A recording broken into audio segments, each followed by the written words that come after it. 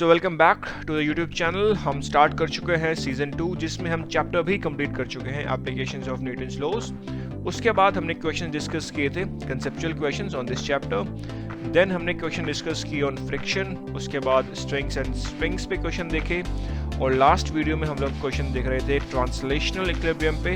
And इस video में हम लोग क्वेश्चन डिस्कस करेंगे based on connected objects. So let's go, करते हैं शुरू।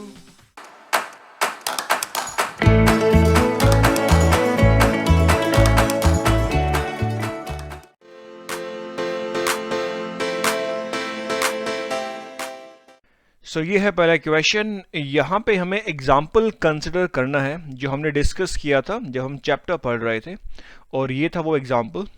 एंड यहाँ पे हमने एक्सप्रेशन निकाली थी कि ये ब्लॉक जब नीचे मूव करेगा तो कितने से एक्सेलरेट करेगा ये दोनों ब्लॉक्स, और यहाँ पे टेंशन कितनी लग रही होगी स्ट्रिंग में। तो ये एक्सप्रेशन हमने निकाले थे। अगर आपने वो क्वेश्चन या वो एग्जाम्पल्स नहीं देखे हो तो मैंने डिस्क्रिप्शन पर लिंक डाल दिया, you can check it out.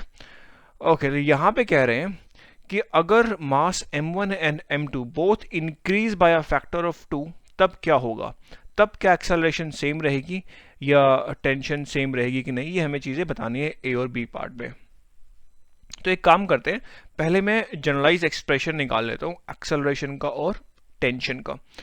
तो पहले अगर मैं इस ब्लॉक 2 को कंसिडर करूँ तो देखो, ब्लॉक 2 जा रहा है नीचे विद सम एक्सेलरेशन a। नीचे जो इसका वेट लग रहा होगा वो m2g लग रहा होगा, और जो ऊपर जो टेंशन लग रही है वो t है। तो यहाँ से न्यूटन्स के लॉज अगर मैं लगा दूँ on this body, and I am taking that this is our positive X axis, तो मैं लिख सकता हूँ m2g minus t is equals to m2 times a। ठीक है, और अगर मैं यहाँ पे लगा दूँ न्यूटन के लॉ फॉर द ब्लॉक 1, तो ये हमारा पास ब्लॉक 1 मास m1 है, इधर t लग रहा है, इधर नीचे लग रहा है इसका वेट m1g, और ऊपर लग रहा है ऐसे इस डायरेक्शन में नॉर्मल फोर्स, जो कि ये टेबल इस पे लगा रहा है। अच्छा, तो इस डायरेक्शन को मैं ले लेता हूँ पॉजिटिव x। तो यहाँ से अगर मैं न्यूटन के लॉज लगाऊँ तो मैं लिख सकता हूँ कि t is equals to m1 times a। अच्छा, अगर मैं इस t को यहाँ पुट कर दूँ तो हमारे पास आ जाएगा m2g minus m1a time is equals to m2 multiplied with a। तो यहाँ से मैं जनरलाइज एक्सप्रेशन निकाल सकता हूँ a का, जो कि आ जाएगा m2g divide by m1 plus m2।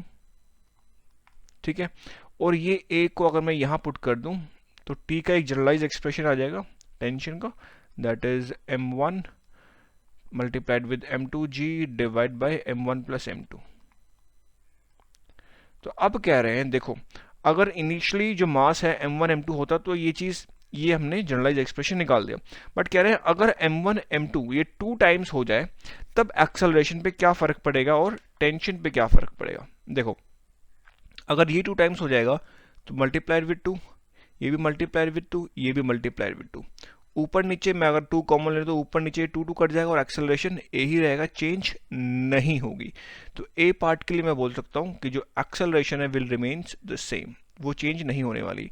आप इस मास को 2 टाइम करो, 3 टाइम करो m1 m2 को, कोई फर्क नहीं पड़ेगा, acceleration will remain the same, तब तक सेम रहेगी अगर मैं दोनों को सेम फैक्टर से इंक्रीज करूंगा। मतलब अगर m2 को भी 2 टाइम्स बढ़ा रहा हूँ और इसको भी 2 टाइम्स बढ़ा रहा हूँ तभी सेम रहेगा।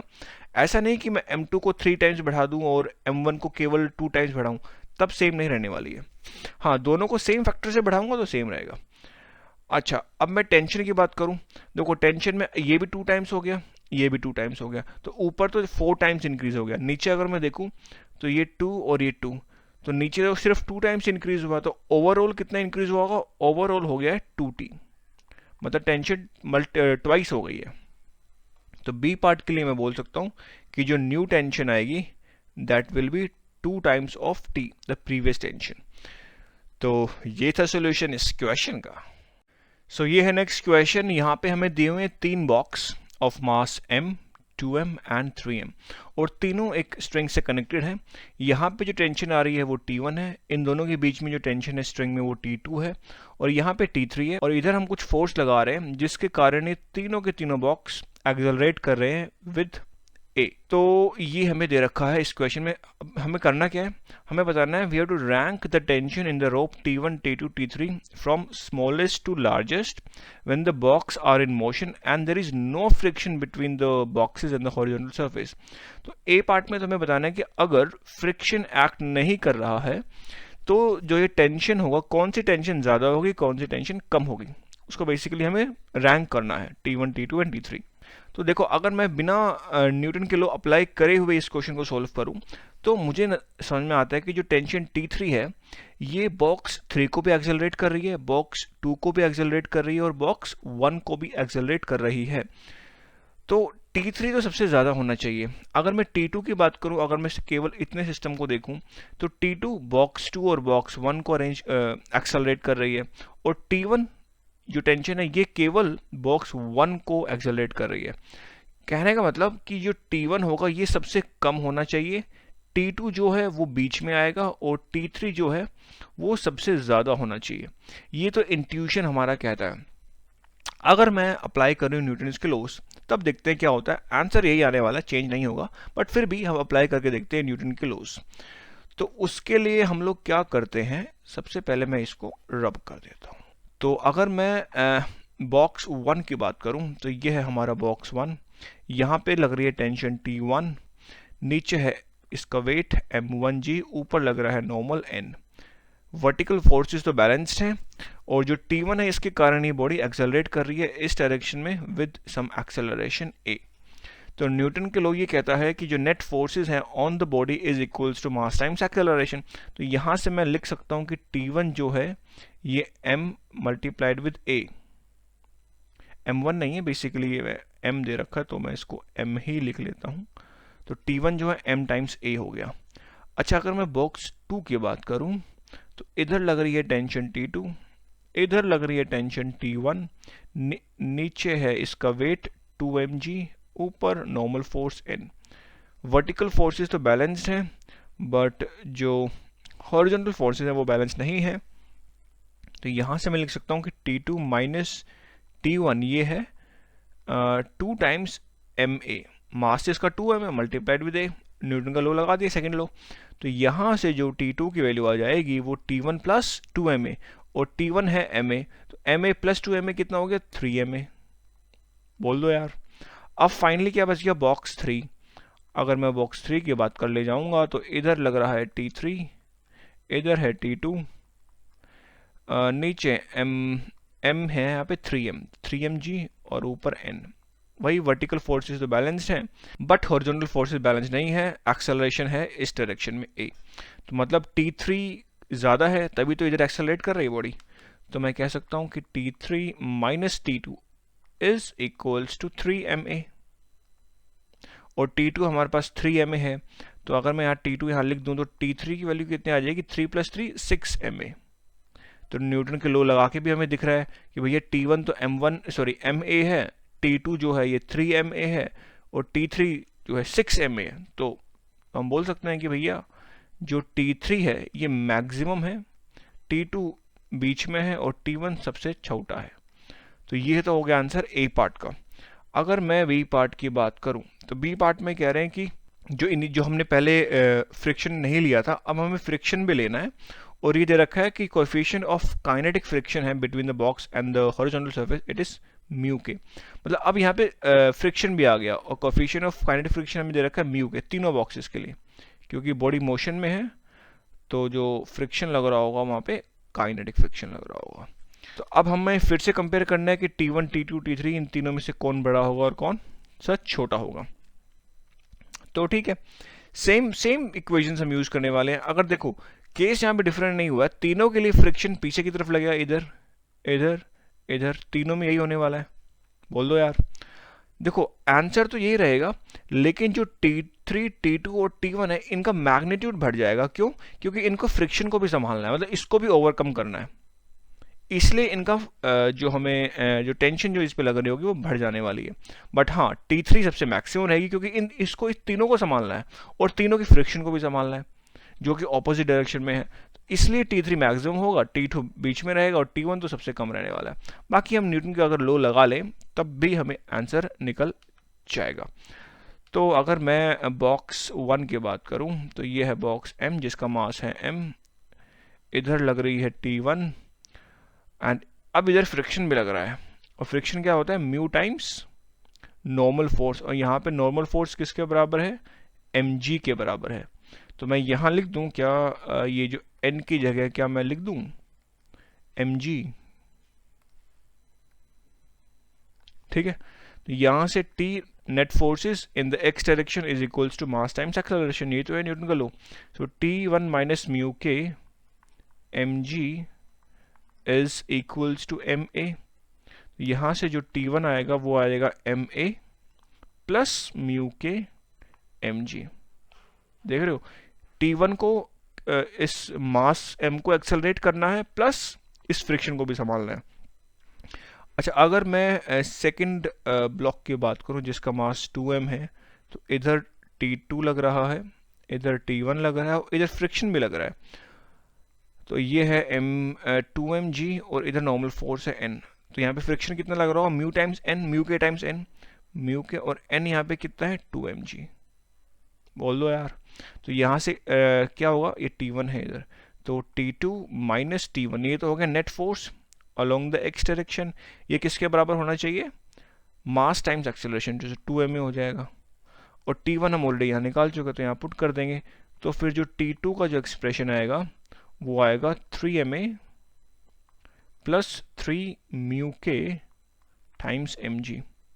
ऐसे ही अगर हम ब्लॉक 3 की बात करें तो मैं फटाफट कर देता हूँ। ये 3m इधर है, इधर T3 लग रहा है, इधर T2 लग रहा है, नीचे 3mg लग रहा है, ऊपर जो है नॉर्मल फोर्स n लग रहा है, पीछे फ्रिक्शन भी लग रहा है, जो कि इस केस में होगा म्यू के मल्टीप्लाइड विद n यहाँ पे है 3mg।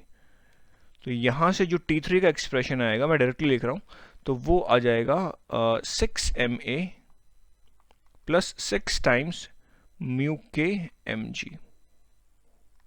तो देख रहे हो यहाँ पे भी जो T3 है वो मैक्सिमम ही आया है, बट उसका मैग्नीट्यूड बढ़ गया है। पहले केवल 6ma आया था, यहाँ पे T3 6ma आया था, बट क्योंकि फ्रिक्शन हमने कंसिडर करा है तो ये वाला फैक्टर और इंक्रीज हो गया है।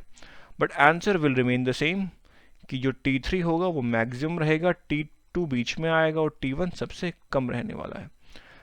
तो ये था सोल्यूशन इस क्वेश्चन का। सो ये है नेक्स्ट क्वेश्चन। यहाँ पे हमें दे रखे हैं 3 blocks M1, M2, M3।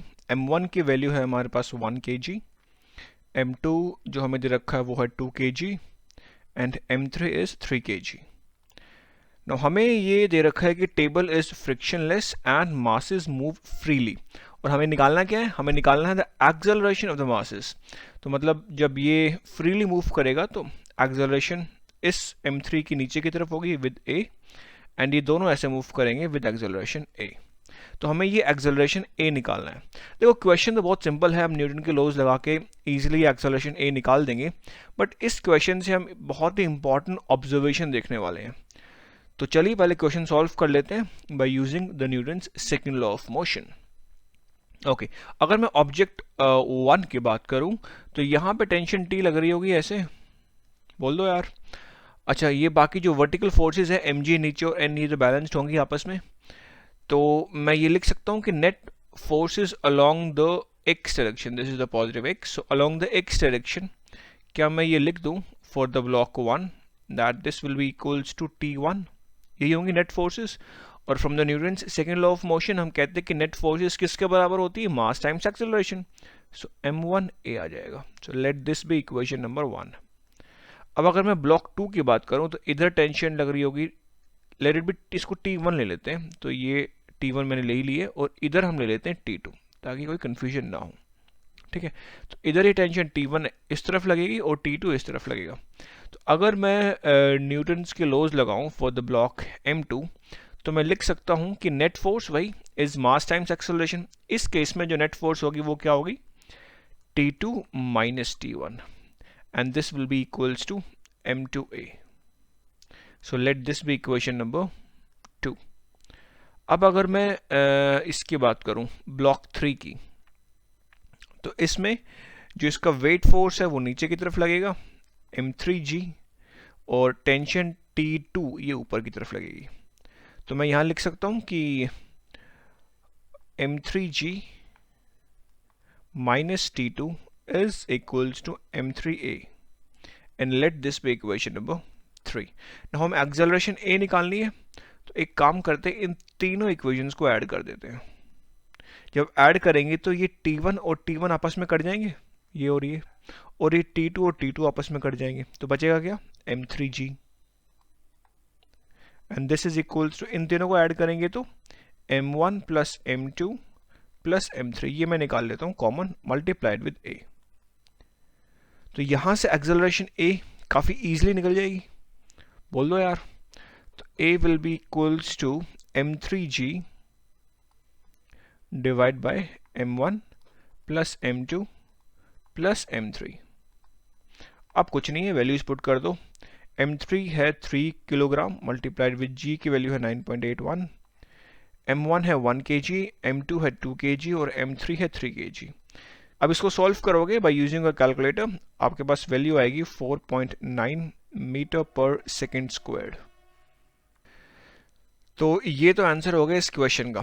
But एक बहुत ही इंपॉर्टेंट ऑब्जर्वेशन यहां से हम ये देख सकते हैं कि ये सिस्टम कुछ इस तरीके से बिहेव कर रहा है कि ये तीनों ब्लॉक एक ही ब्लॉक हो ऑफ मास 6 kg, एंड यहां पे एक्सटर्नल फोर्स लग रही है m3g। मतलब यहां से मैं लिख सकता हूं कि जो नेट फोर्सेस हैं वो, जो टोटल ब्लॉक, जो तीनों जो ब्लॉक के जो मासेस हैं 6 मल्टीप्लाइड विद a, और नेट फोर्स कितना लग रहा है m3g, जिसकी वैल्यू आएगी 29 न्यूटन। मतलब ये सिस्टम कुछ इस तरीके से बिहेव कर रहा है कि तीनों ब्लॉक एक ही ब्लॉक हो ऑफ मास 6 kg, और यहाँ पे जो नेट फोर्स लग रही है वो m3g लग रही है जिसकी वैल्यू 29 है, जिसके कारण इस तीनों ब्लॉक की कुछ एक एक्सेलरेशन आई a, और यहाँ से भी अगर आप एक्सेलरेशन a निकालोगे तो वो भी वही 4.9 ही आएगी। तो ये एक बहुत ही इंपॉर्टेंट ऑब्जर्वेशन है, और कई बार कुछ न्यूमेरिकल्स सॉल्व करने के लिए ये वाला मेथड थोड़ा क्विक पड़ जाता है। अगर आप ये सिस्टम समझ पाए हैं, ये पूरा जानकारी है आपको, तभी आप ये इजीली लिख पाएंगे, अदरवाइज थोड़ी आपको दिक्कत आएगी। तो ये थी बहुत ही इंपॉर्टेंट ऑब्जर्वेशन जो यहाँ से हम देख सकते हैं। और आपको अगर ये ऑब्जर्वेशन समझ में अभी भी ना आई हो तो प्लीज़ कमेंट कि आपको क्या प्रॉब्लम आ रही है, उसको मैं रेक्टिफाई ज़रूर करूँगा। सो ये है नेक्स्ट क्वेश्चन, एंड यहाँ पे हमें दिए हुए हैं कि ये दो ब्लॉक्स एक स्ट्रिंग से कनेक्टेड है जो इस पुली से पास कर रही है, एंड जो इसका मास है ये 5.7 kg है। इस वाले ब्लॉक का मास 3.2 kg है। Angle of inclination is 35 degrees. Now हमें ये बताना है कि find the direction and the magnitude of the hanging blocks acceleration. तो इसके एक्सेलरेशन किस तरफ होगी, ऊपर की तरफ या नीचे की तरफ, ये हमें बतानी है, और उसका मैग्नीट्यूड क्या होगा। तो ये दो चीज़ें हमें बतानी है। तो इनिशियली हम मान लेते हैं कि ये पूरा सिस्टम ऐसे नीचे की तरफ मूव कर रहा है विद सम एक्सेलरेशन a, तो ये ऊपर की तरफ मूव करेगा ऐसे इंक्लाइंड सरफेस के साथ साथ विद सम एक्सेलरेशन a। तो इसको मैं ऐसे अज्यूम करके सॉल्व कर रहा हूँ। अगर बाद में a की वैल्यू नेगेटिव आती है, इसका मतलब हमारी जो अज्यूम डायरेक्शन थी वो गलत थी, एक्चुअल में बॉडी ऊपर की तरफ मूव कर रही होगी अगर a की वैल्यू नेगेटिव आती है। तो अगर पॉजिटिव आती है तो दैट मीन्स कि हमारी अजम्पशन सही है। तो ठीक है, स्टार्ट करते हैं। तो एक काम करता हूँ, मैं इसका फ्री बॉडी डायग्राम यहीं दिखा देता हूँ।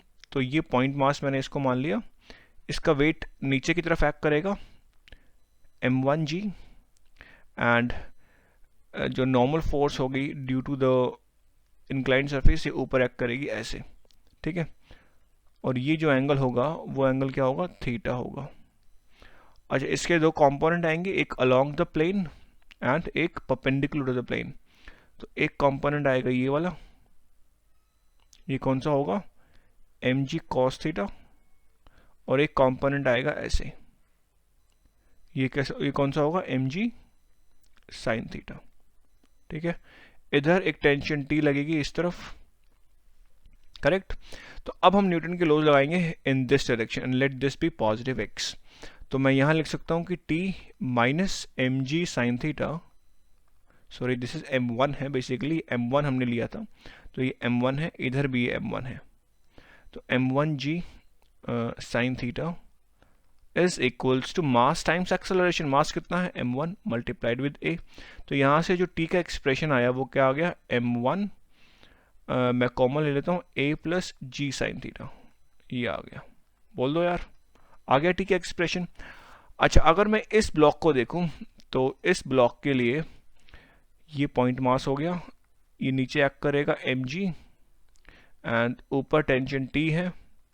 तो इस केस में मैं इसको पॉजिटिव x ले लेता हूँ, तो अप्लाइंग न्यूटन्स सेकंड लॉ, तो हम लिख सकते हैं कि जो net force mass times acceleration होती है, तो यहाँ पे नेट फोर्स क्या होगा, mg minus T, correct. Mass times acceleration, mass m है, एक्सेलरेशन a है। तो यहाँ से जो t की वैल्यू आएगी हमारे पास, t will be equals to mg minus ma, correct. और अगर मैं इस t को यहाँ पुट कर दूँ तो हम एक्सप्रेशन निकालेंगे a का, right. So this is mg minus ma is equals to, ये है m1a plus m1g sine theta, correct. अब मैं क्या कर रहा हूँ, टर्म्स को रीअरेंज करता हूँ, इसको मैं इधर ले जाता हूँ और इसको इधर ले जाता हूँ, तो ये हो जाएगा mg minus m1g sine theta and this will be equals to m plus m1 multiplied with a।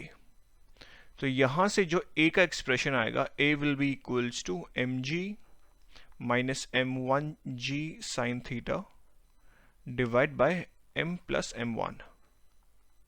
अब कुछ नहीं भाई, अब वैल्यू पुट कर दो, तो m जो है हमारे पास है 3.2 kg, यहाँ पे ये है m 3.2 kg, और m1 जो है ये 5.7 kg है। तो this is minus 5.7 kg, g तो स्टैंडर्ड है 9.81, sine theta, theta is 35 degree divide by m plus m1, so 3.2 plus 5.7। तो अब अगर आप सिंप्लीफाई करोगे तो a की जो वैल्यू आएगी वो आएगी नेगेटिव 0.076 मीटर पर सेकेंड। नेगेटिव का मतलब कि जो हमने अज्यूम डायरेक्शन ली थी a की वो गलत थी, एक्चुअल में एक्सेलरेशन इस तरफ है। नेगेटिव का मतलब यही है, और यहाँ पे इस तरफ होगा, तो ये होगा डायरेक्शन फॉर एक्सेलरेशन एंड उसका मैग्नीट्यूड क्या होगा, this will be the magnitude. So this is the answer for the B part. तो यही थे दो पार्ट, एंड सो ये है लास्ट क्वेश्चन इस वीडियो का। एंड यहाँ पे हमें दिए हुए दो फिगर। फिगर ए में आप लोग देख रहे हैं कि ये दो ब्लॉक आपस में कनेक्टेड है स्ट्रिंग से, जो इस पुली पे पास कर रही है। एंड ये जो ब्लॉक है इसका वेट है 12 न्यूटन, इस ब्लॉक का 25 न्यूटन है, एंड ये ऐसे एक्सेलरेट कर रहे हैं विद सम एक्सेलरेशन ए। तो ए पार्ट में तो हमें यही निकालना है कि एक्सेलरेशन ए की वैल्यू कितनी होगी, और हमें अज्यूम करना है कि फ्रिक्शन नहीं है। सेकेंड पार्ट में क्या कर रहे हैं, बी पार्ट में क्या कर रहे हैं ये लोग, जो 12 न्यूटन यहाँ पे ब्लॉक जो था इसको रिप्लेस कर दिया विद 12 न्यूटन फोर्स, एंड ये वाला ब्लॉक वही है, स्ट्रिंग वही है, एंड ये भी फ्रिक्शनलेस सरफेस है। तो अब हमें बी पार्ट में ये बताना है कि क्या ये जो एक्सेलरेशन आने वाली है, is it less than, greater than और इक्वल्स टू दिस एक्सेलरेशन। दिखने में तो लग रहा होगा दोनों सेम होगा, लेकिन एक्चुअल में एक्सेलरेशन सेम नहीं होने वाली। डिस्कस करेंगे कैसे। एंड पार्ट सी में हमें ये एक्सेलरेशन ए की वैल्यू निकालनी ही है। तो ये है 3 पार्ट्स। तो चलिए स्टार्ट करते हैं इस क्वेश्चन का सोल्यूशन। एंड मैं आपसे रिक्वेस्ट करूंगा कि आप पहले इसको खुद सॉल्व करें, उसके बाद वीडियो देखना। ओके, तो चलिए पहले ए पार्ट की हम डिस्कस कर लेते हैं। तो यहाँ पे ये ब्लॉक है 12 न्यूटन का। अगर मैं इसका फ्री बॉडी डायग्राम में यही बना देता हूँ, तो ये नीचे लग रहा होगा 12 न्यूटन वेट, ऊपर लग रहा है टेंशन टी, और ये ऐसे एक्सेलरेट कर रहा है नीचे की तरफ विद एक्सेलरेशन ए। तो यूजिंग द न्यूटन्स लॉज मैं लिख सकता हूँ कि 12 Newton minus T is equals to mass times acceleration. तो अगर इस ब्लॉक का वेट 12 न्यूटन है तो मास कितना होगा, 12 डिवाइड बाई जी, बोल दो यार, मल्टीप्लाइड विद ए। ठीक है। अच्छा, यही टेंशन यहाँ पे ट्रांसमिट होगी स्ट्रिंग में। तो अगर मैं न्यूटन की लॉ यहाँ पे लगा दूँ तो यहाँ पे देखो नीचे तो लग रहा होगा इसका वेट 12 न्यूटन, जो कि इस नॉर्मल फोर्स से बैलेंस्ड रहेगा, और इधर लग रहा है टेंशन टी। तो यहाँ से मैं क्या लिख सकता हूँ कि t is mass times acceleration, net force is equals to mass times acceleration. इस डायरेक्शन में केवल एक ही फोर्स है, टेंशन, फ्रिक्शन है नहीं, तो मैं लिख सकता हूँ कि t is equals to mass हो जाएगा 25 by g multiplied with a। This is the first equation, this is the second equation. तो यहाँ से अगर मैं दोनों को ऐड कर लूँ, दोनों इक्वेशंस को, तो t और t तो कट जाएगा, तो हमें मिलेगा 12 is equals to 12 over g plus 25 over g multiplied with a। तो क्या मैं यहाँ से a की वैल्यू आराम से निकाल ले जाऊंगा? बिल्कुल निकाल ले जाऊंगा। तो a will be equals to, इधर जाके डिवीजन में हो जाएगा, 12 डिवाइड बाय, पूरा का पूरा फैक्टर नीचे आ जाएगा, तो 12 divide by g plus 25 divide by g। अब मैं अगर इसका एलसीएम ले लूं तो ये g चला जाएगा ऊपर, तो क्या मैं इसको ऐसे लिख दूं, this is plus here and मैंने g लिख दिया ऊपर। तो यहाँ से अगर मैं सॉल्व करूं तो a की वैल्यू निकल के आएगी 3.2 मीटर पर सेकेंड स्क्वायर। तो ये तो हो गया आंसर a पार्ट का।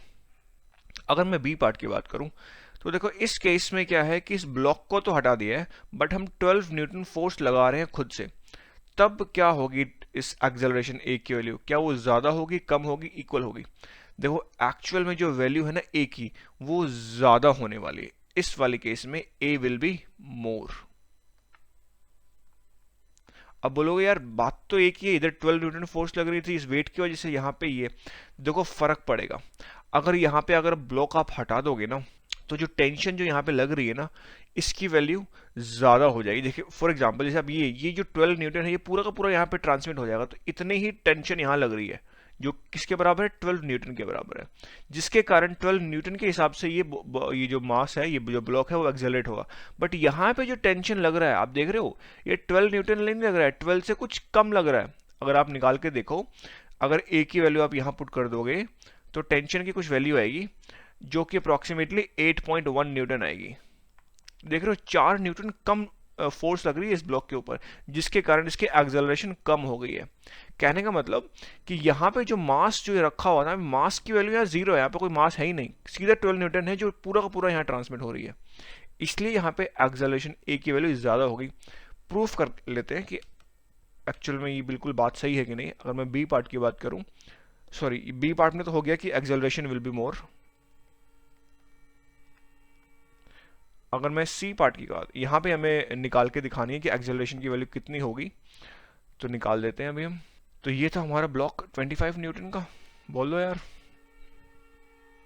और यहाँ पे लग रही है टेंशन टी, ऐसे देख सकते हो आप ऊपर, ये 25 न्यूटन है और इधर टेंशन टी लग रही है, और कोई फोर्सेस यहाँ पे है नहीं, ठीक है, फ्रिक्शन है नहीं। तो यहाँ पे मैं लिख सकता हूँ कि net force mass times acceleration, केवल एक ही फोर्स है टी, मास इसका हो जाएगा 25 by G, acceleration multiplied with A.